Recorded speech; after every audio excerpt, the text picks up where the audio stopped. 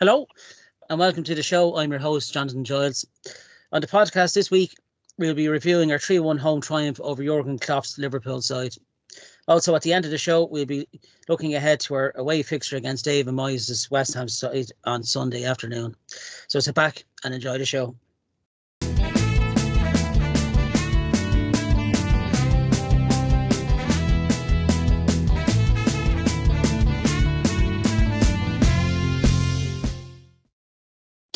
On the show this week, I'm joined by my regular guest, aka Michael D. Higgins' sidekick, Eamonn Jonathan. How are you? Looking fresh faced from yesterday. Evening, Jonathan. Evening, Liam. I'm making a chicken stew there. I put some pearl barley in. It's like frog spawn there. Watch Coronation Street, Don and Ivy at the Bull and Cow there. You are a very evil woman, Ivy. No, we're all good. Bit hungover today, bank holiday over here, and not hungover now, but it was hungover earlier on after a great day yesterday. So, you can hear the old throat is a bit raw. I'm sure you had a good day too, Liam. Having been there at the game yourself, mate. I'm surprised I didn't have an hangover this morning. That's all I'll say. I'm also joined by Liam Gardner, who was on our show Wednesday. He had a pretty good debut in my eyes. That's why he's back on again. He's the host of the North Bank Summit podcast, which is a really good listen. I've listened to the last 3 episodes there, and definitely worth a listen. How are you, Liam? You look fresh-faced now, I have to say, from a great win yesterday. Yeah, up at R6 this morning, mate. Didn't get into about 11 o'clock last night, but yeah, absolute great day. Absolute great day. A lot of drinking, a lot of shots, and a lot of partying as well after the game, especially after the game. You have to, don't you? It's very rare you get days like yesterday, so you have to take advantage, yeah? 100%. Yeah, Jamie Carragher would have been happy in that. That's what I'm going to say. He would have been happy in that pub. We will be getting on to Jamie Carragher and Gary Neville as we go on through the show. Don't worry about that. It's terrible when you're ahead of Manchester United every season. So, Gary, if you're listening, take that. We go on with yesterday's Premier League review, lads. Of course, 3-1. At the Emirates, Saka, Martinelli and Trossard with the goals, Gabriel with an unfortunate OG, and Kanate with 2 yellow cards sent off for Liverpool. Few notes that I have, lads. I thought I'd start off with the man of the match was rightfully called Jorginho. I thought he had a super game yesterday. I thought Jorginho, Rice and Odegaard was superb in the midfield yesterday. And I thought Arteta had the game plan down to a T. Cool, calm and composed in midfield and bringing that winning mentality really to the midfield. Jorginho, you know, you could see his years of being with Chelsea and winning trophies, and he's bringing that mentality this season, and last season he's followed through, and we're starting to see what a top player he is and a top pro. And it can only be good for the dressing room. So I thought the man of the match was rightfully called.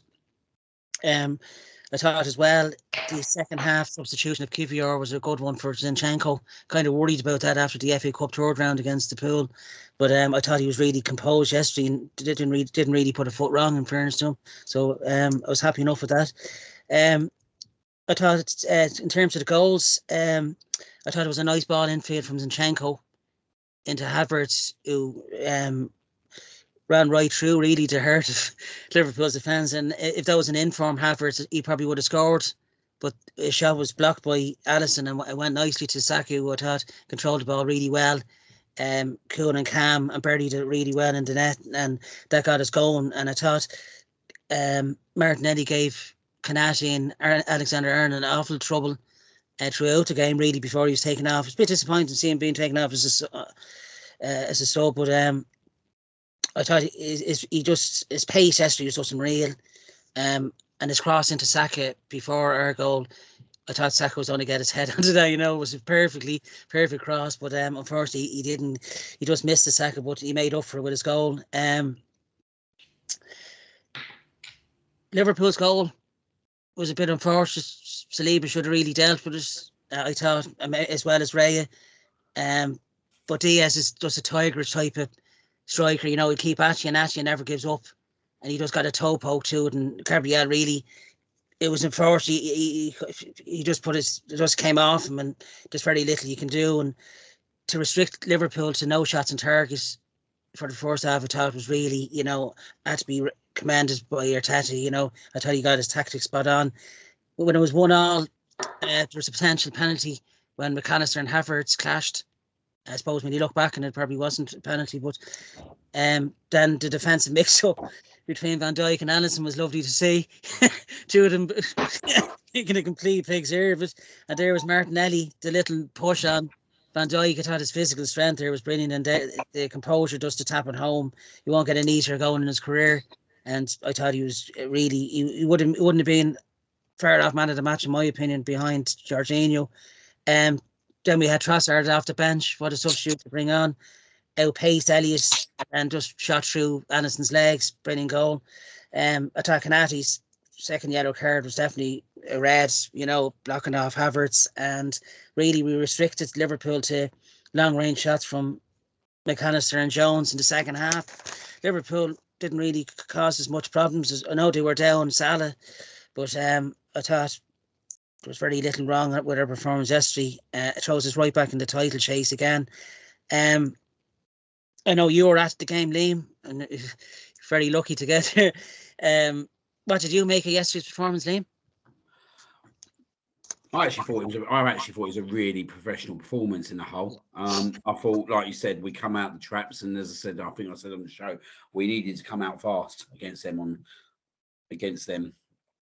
yesterday. Sorry, I was going to say Sunday. It was only yesterday. Yesterday, and we really did. And the midfield from the start were at it, like you said, like Jorginho, Rice, and Odegaard were proving so much energy in that midfield, and I don't think Liverpool matched up in that whole first half.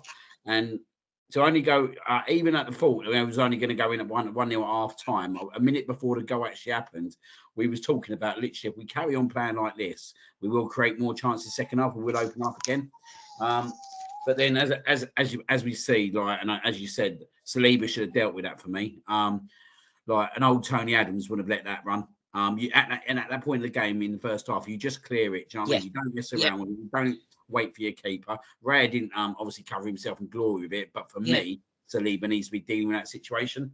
And then we come in second half. We did start slow. They did come out the traps, which was absolutely expected, but we started to grow more into the game after 10-15 minutes, and we only got what they got basically in the day when we took the 2-1 lead. It was a mistake by them, like it's a mistake by us. We was deservedly leading at that point, and we see it through. And I honestly, I just thought, like, the fans brought the atmosphere yesterday, which is what we asked for.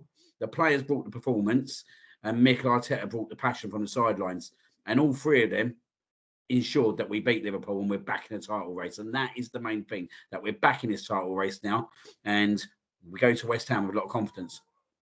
Yeah, really composed Arsenal team yesterday, wasn't it? We really made up for that FA Cup third round defeat to Liverpool. You could see from the start that we wanted to beat Liverpool. To take 4 points off Liverpool again this season and last. It's it has to be really regarded as top stuff from Arteta. If we lost yesterday, it would have been 8 points behind. We're only 2 now. Do you see us right back in the title mix now, Liam? After that, that was absolutely. We're definitely back in the title mix. Pending what Man City do this evening, we are back in that title mix.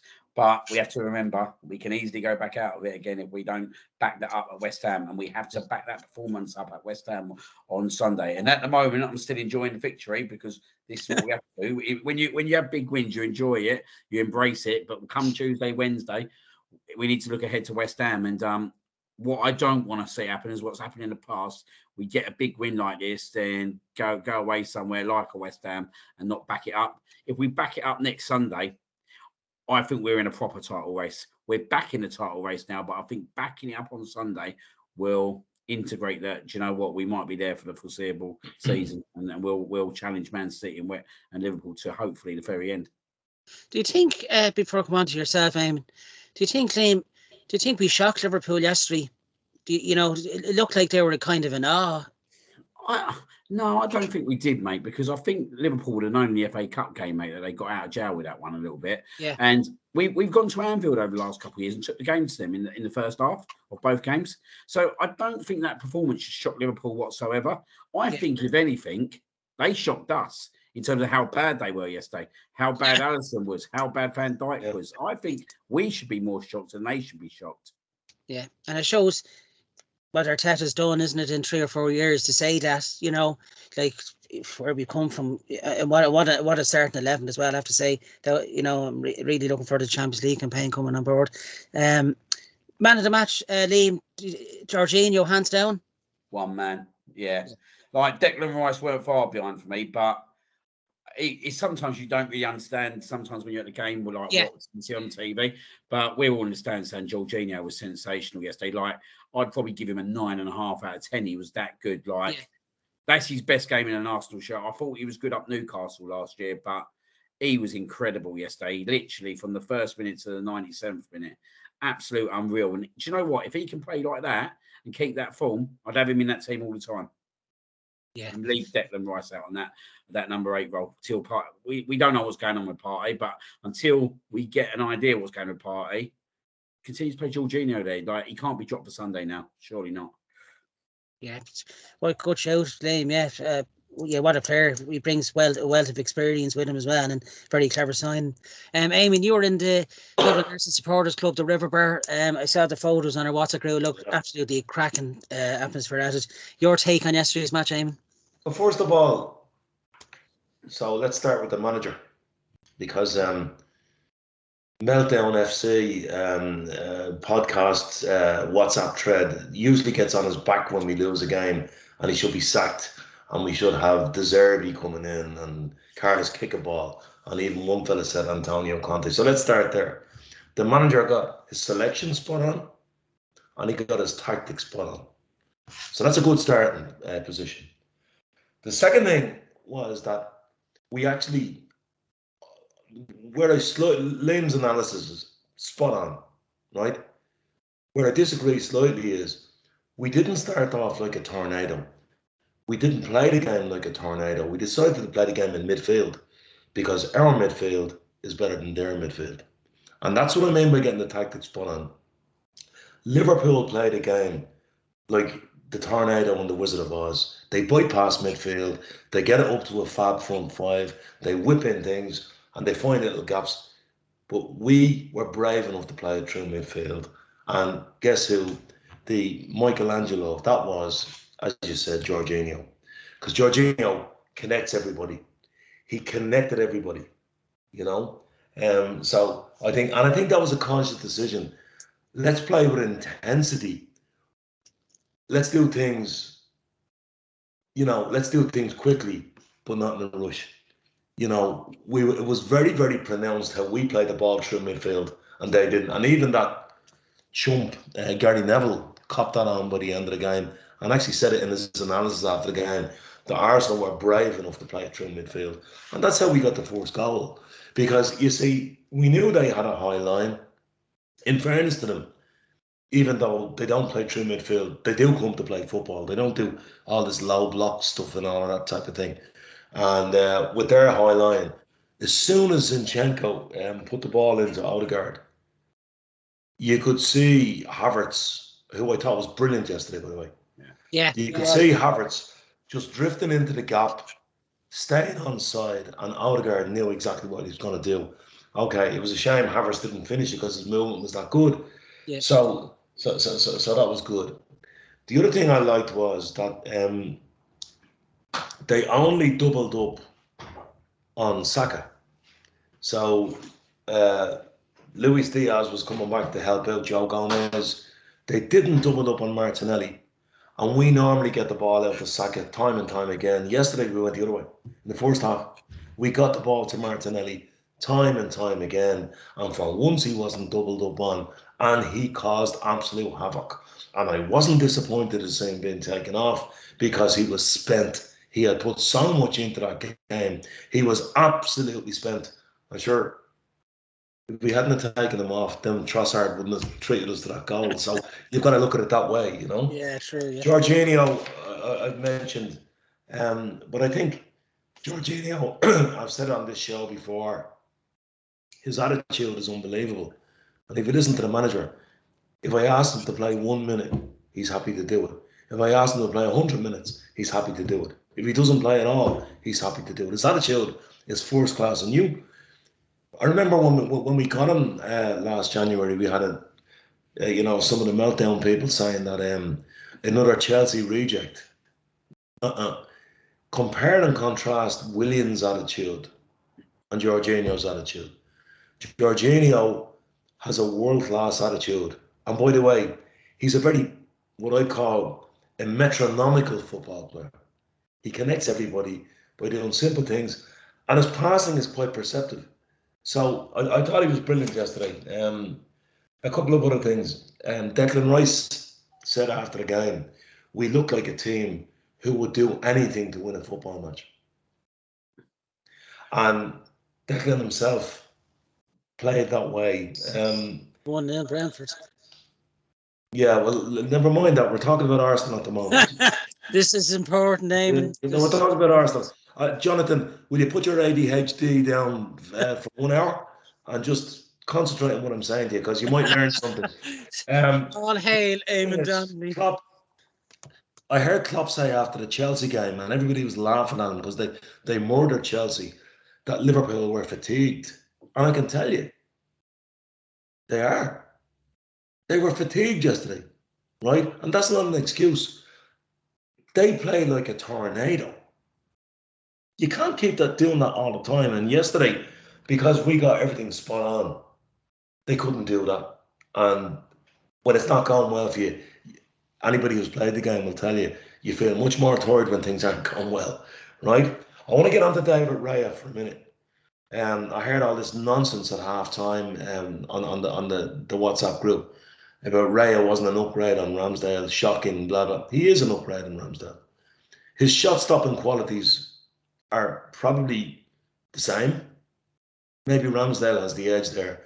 On crosses yesterday, he was absolutely brave and phenomenal. And his distribution was unbelievable. I'm telling you, Patrick May Holmes wouldn't have got throws away the way he got Martinelli away on one side, Saka away on the other side.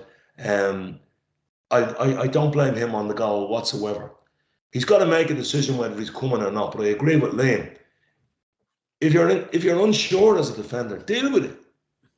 Don't be arsing around waiting for something else to happen. Deal with it. And I thought Saliba, as he was against Forest for the goal, dithered in that position, and he was totally at fault. So the Aaron Ramsdale fan club, and I'm a fan of Aaron Ramsdale, and I think he's brilliant for the Arsenal and all that, but let's finally understand there's a reason why David Raya isn't going at the moment. The manager thinks he's a better option, right? Just a couple of other things. Jamie Carragher, how he celebrated. You swear we beat Liverpool. Well, sorry, Jamie, we had actually. And as Ian rightly pointed out, don't kill the joy, bruv.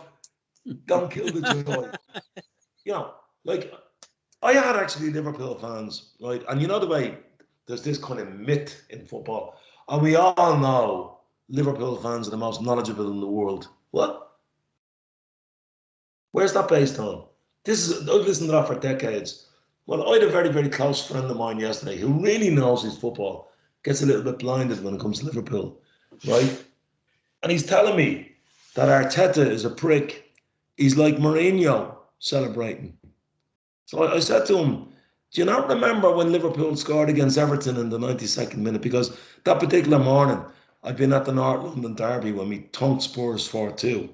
And I was watching that game in the King's Head on the Blackstock Road. And I couldn't believe it, right? Klopp actually ran onto the pitch while the game was still alive. So, I'm seeing a double standard there, and we don't like double standards on this show. So look, I just want to reference my 3 season ticket holder mates in the King's Head. I called them the 3 Steves. Steve and Steve. But I was actually corrected after at least one of them listened to the Bully podcast. He said, it's 2 Steves and a John. So I'm going to say to you, Steve, don't be sad.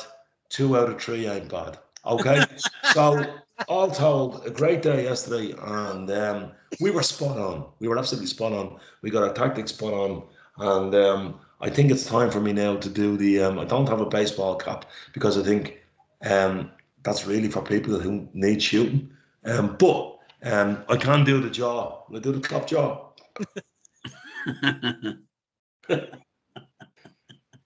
So there you go. So a good day all round. What did you make of Gary Neville's comment where he said Arteta can achieve no more?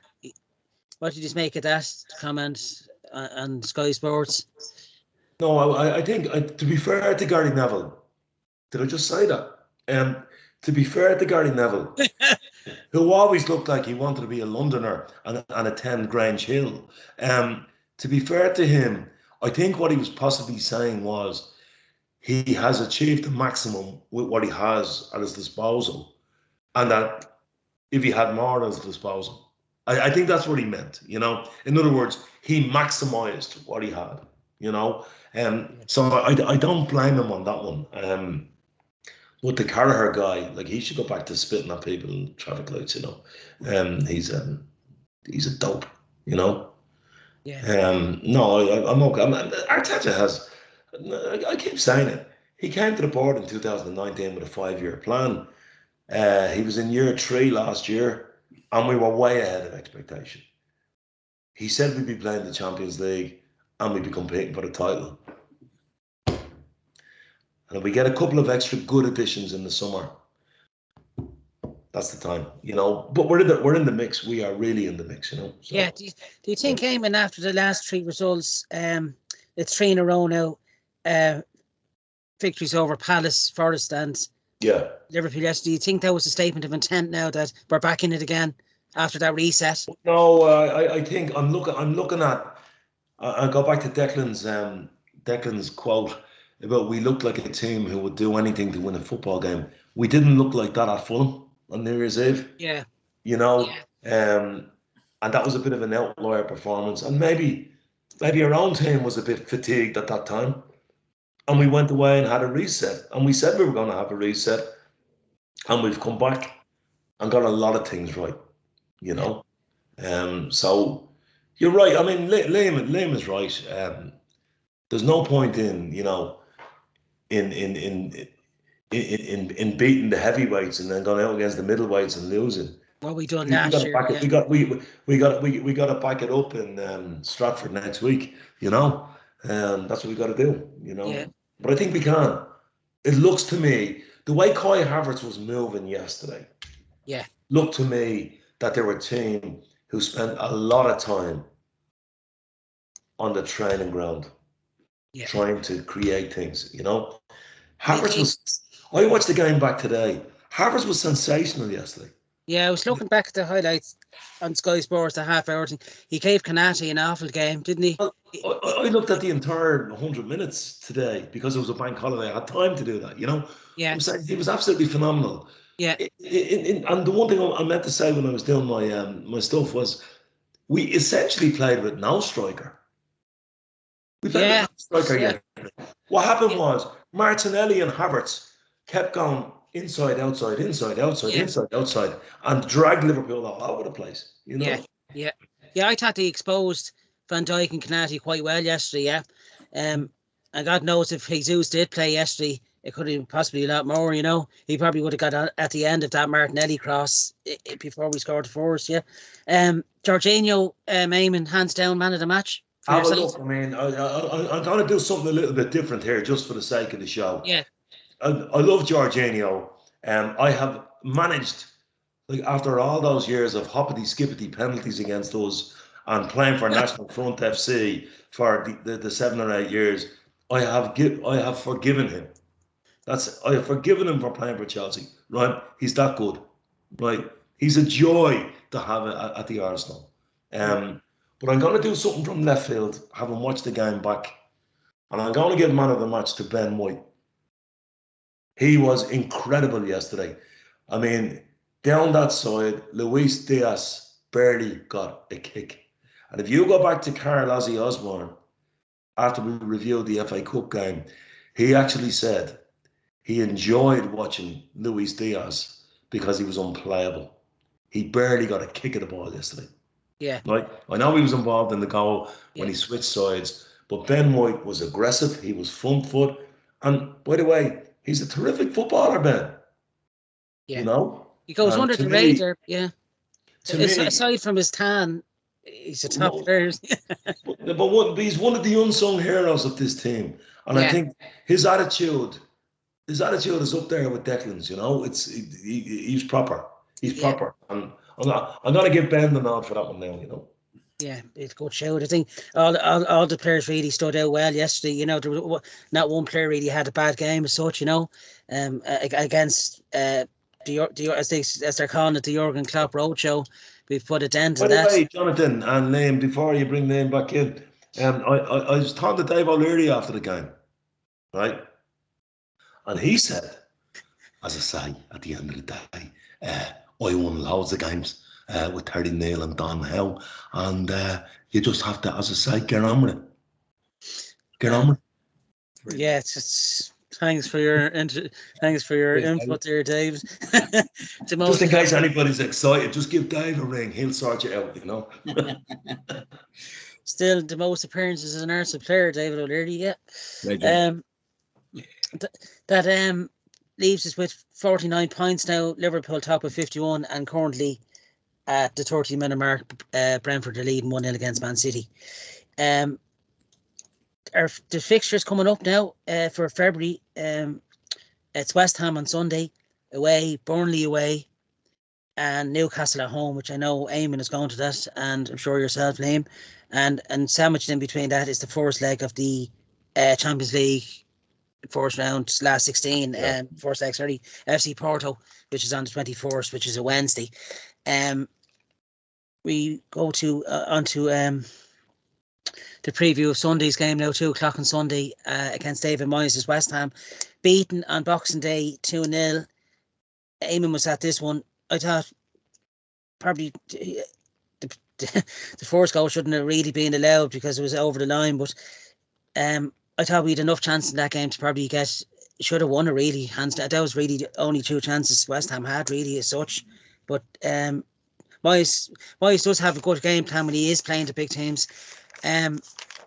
Kudus would probably worry me, and Bowen in particular. But this is a great chance, I think, lads, for Declan Rice to stamp. You know, I think he'll be. I think he'll have a say in this game. I think on Sunday. I think he'll relish the return to the London Stadium. You know, he's still revered as a legend at West Ham for what he done. You know, he gave great years there and a top player and a top pro. But I think he'll relish this one in midfield. I wouldn't put it past me if he gets a goal or two. Last April we were 2-0 up, weren't we, in this one, and West Ham came back to 2-2. I thought the first half hour, I thought we blitzed West Ham. I thought we should have really had should have been 3 or 4 up, and unfortunately the week before we drew 2-2 against Liverpool, and I think that game and the West Ham game really put an end to the title chances really. They lost 3-0 against United, West Ham, but they're a tough nut at home this season. I thought they spent the money quite wisely from Declan Rice, you know, the transfer with James Ward-Prowse and Kudus and the lad Alvarez as well. I thought they spent it quite wisely. Liam, this be a tough away game, I think. It always is at the London Stadium. How do you yourself see the game going? I see that the game going well if we play the same midfield as we did this week. Yeah. I feel in certain games we're a little bit too open in midfield, and I totally agree with Eamonn in terms of Havertz. For me, he's a number 9. In my opinion, that's his best position. And I think what you kind of see yesterday is what I want to kind of see at West Ham as well, is that he pulls out and he brings centre backs out, and then he gets them fouls, and then he gets them cheap bookings. And obviously Konate suffered because of it yesterday. Yeah.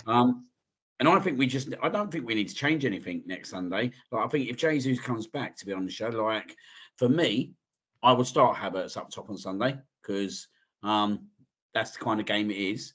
For me, he either starts Jesus on the bench, or he starts Jesus out on the left, and he might then potentially think, you know what, I'll bring Martinelli on with 30 minutes to go and absolutely rip the pace out of them. I'm not adverse to that in certain games. Martinelli starting on the bench and bringing on half hours go. But I think next Sunday, I don't think we need to change anything. I just think go again with the same team.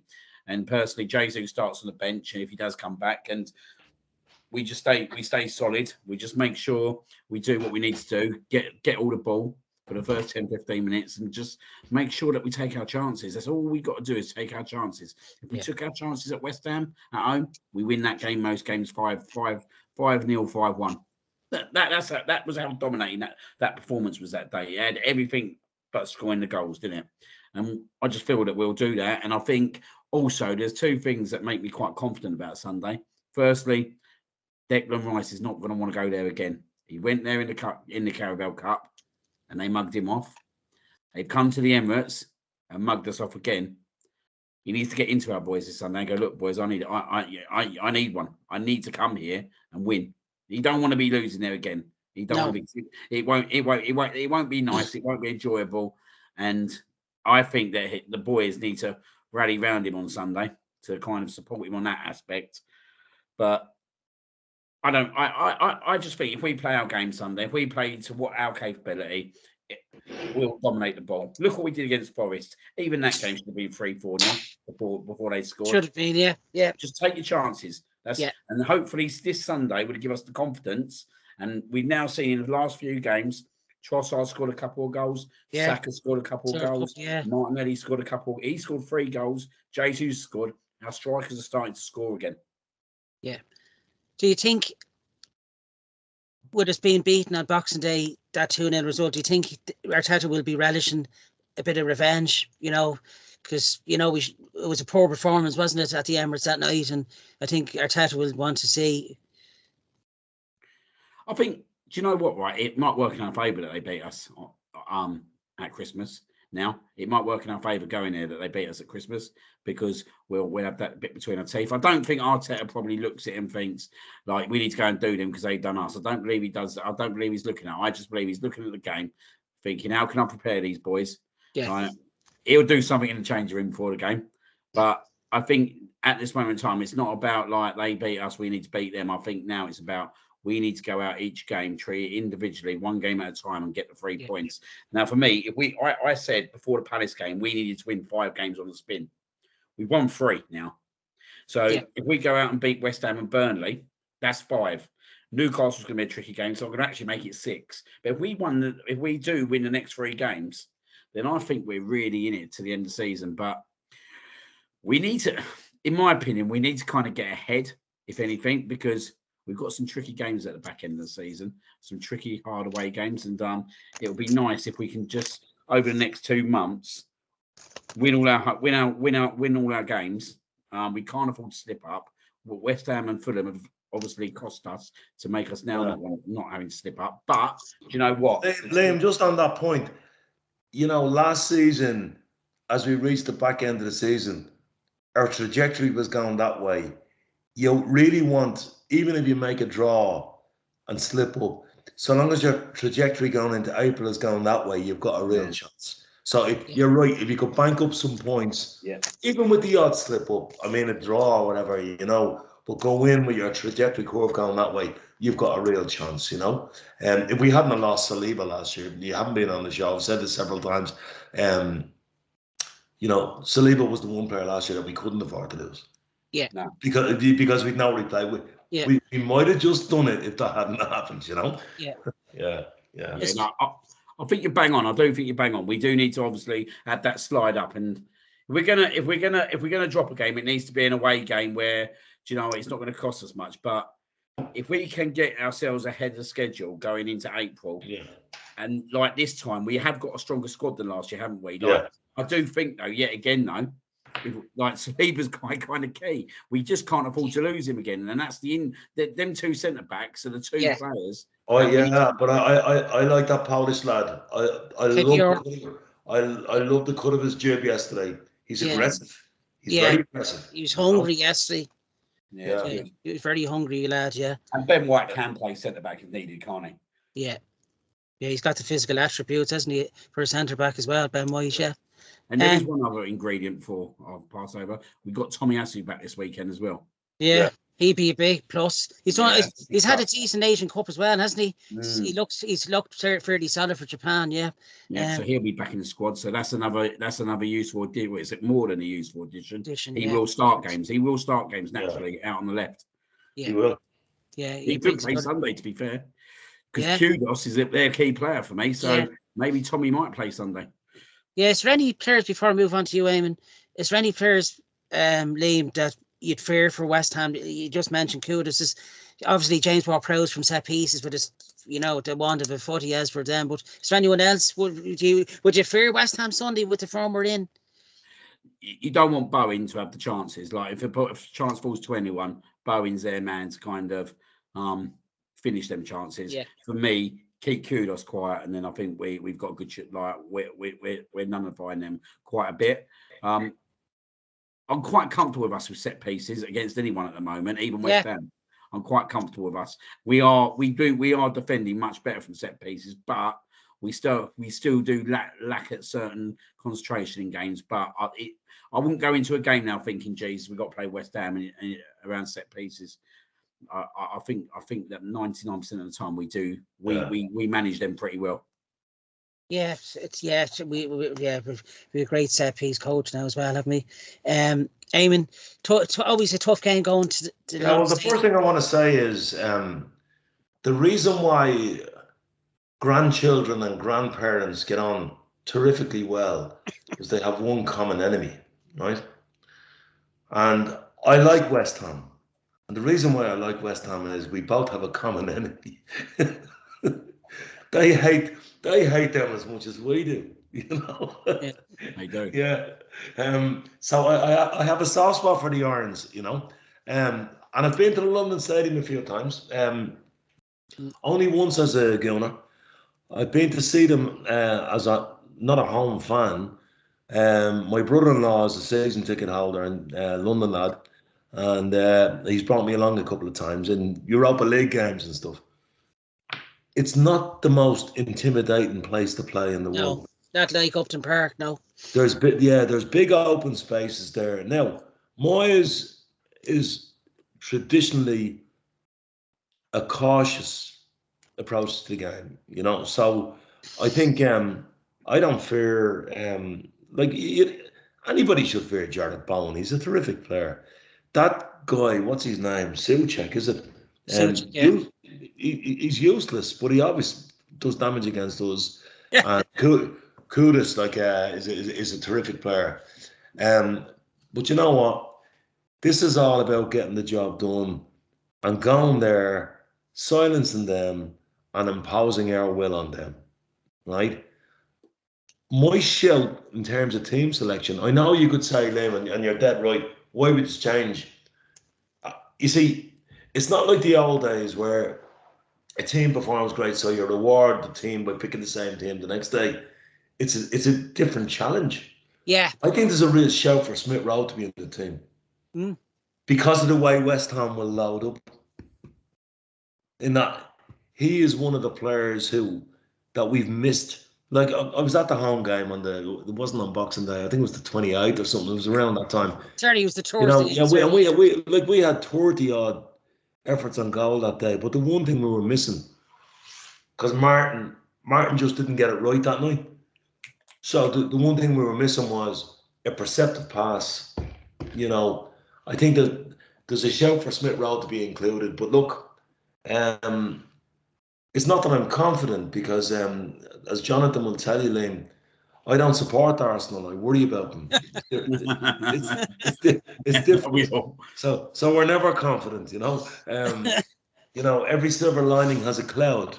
But no, we've got to go up there and get the job done, and I think we can. Yeah.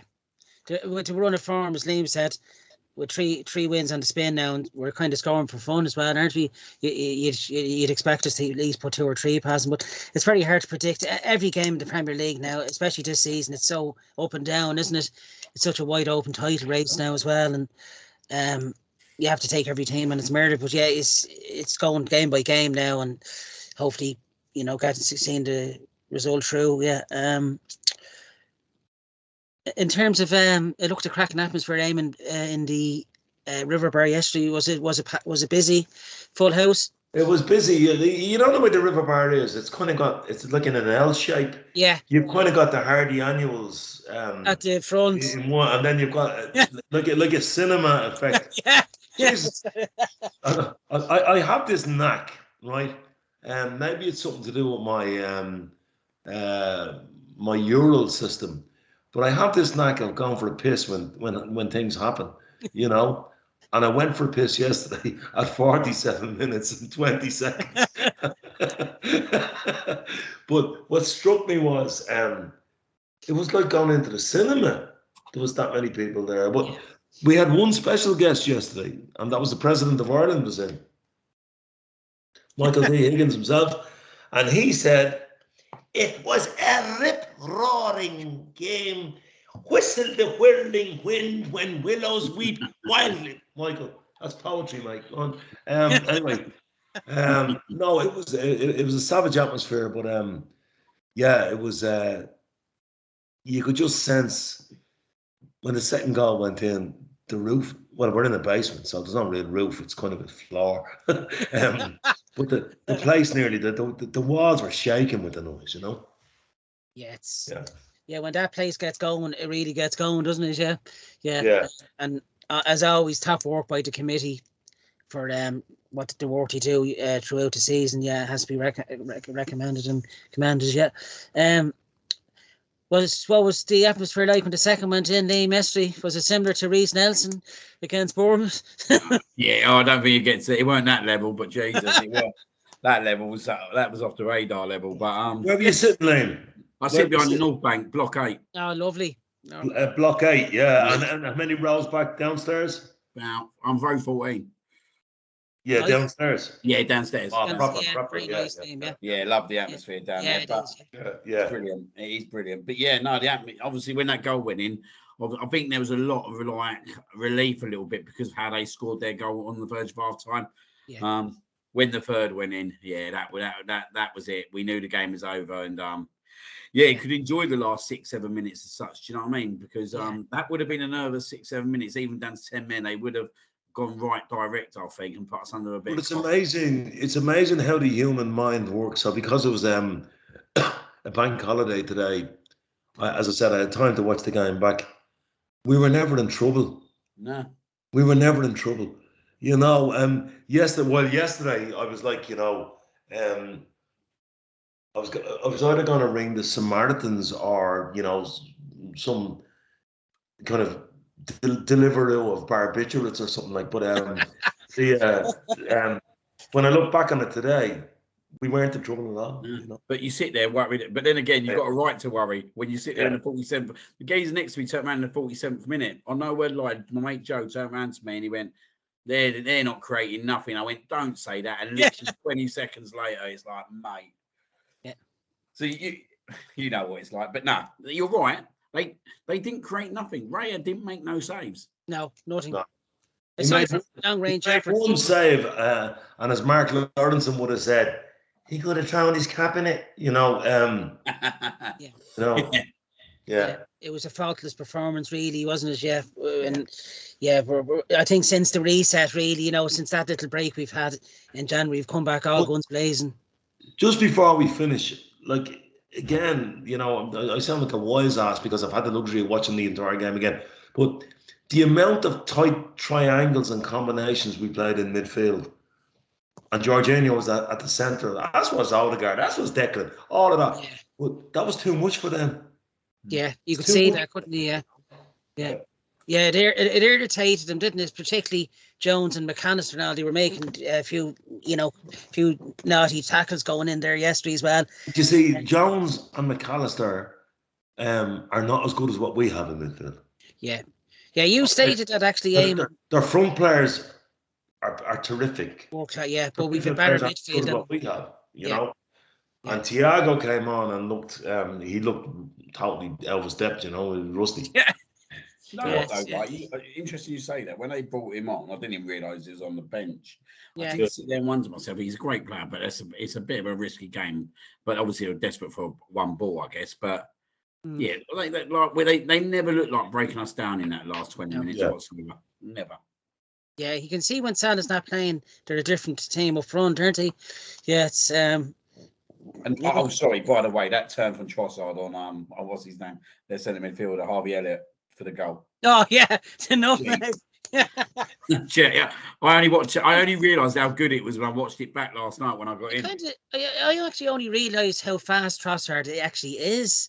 The way he got away from Elliott, like he's come pace on him, hasn't he? I've never really seen that turn of pace from him. He could see in him he wanted that goal, Trossard, didn't he? And what a finish. Right through his legs. Unbelievable, brilliant. It's that lovely little deflection of the Van Dijk. It was but do you know what? He's a beautiful footballer, Trossard. Yeah, he's a steal. Yeah, he was. I have to say I did like him when he played for Brighton. Yeah, there's something that he can create things. That, he's just one of those magicians. He's one of these guys that if you go and watch football games, if you haven't got the course of being so impassioned with one team, if you went and watched football, you'd look at his balance and the way he skates across the grass and his touch. He's a beautiful player, Effortless, isn't it? Yeah, he just seems he just glides. Yeah, and what a substitute to bring on as well to change the game. Just to have that luxury from the bench as well. Yeah, it's been a busy show, lads. Is there are you having a show this week on your North Bank Summit podcast, Liam? Yeah, I'm going to do a show Thursday evening, so nice. Got to reach out to everyone tonight. But we'll do a show Thursday, 8 p.m. 8 p.m. Yeah, you know where to join. Liam at on a tour's even. So, I just like to say thanks for coming on again, Liam. It's been a pleasure. Really good analysis from you. And check out Liam's podcast, the North Bank Summit. Every week he does a show there as well. And also thanks to our regular in-house pundit Eamonn Donnelly. Great to have you both on tonight, lads. Until next Monday show, where we'll be reviewing hopefully another nice away to Westham. We won't put the mockers on it, but before we go, did you know Ken Barlow was a Liverpool fan?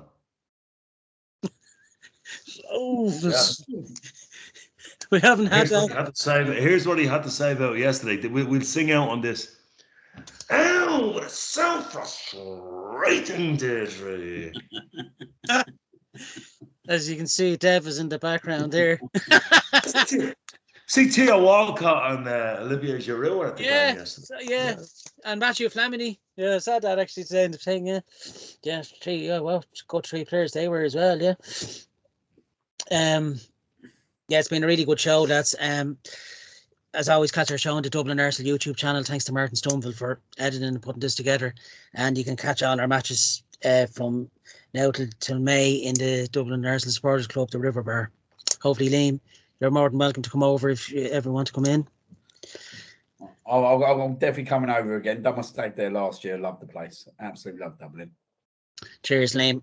I'll be over myself for the Luton game in April, and I know Eamon, you'll be there for the Newcastle game at the end of this month. Newcastle game, yeah. So until next week, lads, have a great week. Thanks for listening. Like, subscribe, and comment as always, and we'll see you again. Have a good week. See you later. Thanks, folks. Bye. Bye-bye.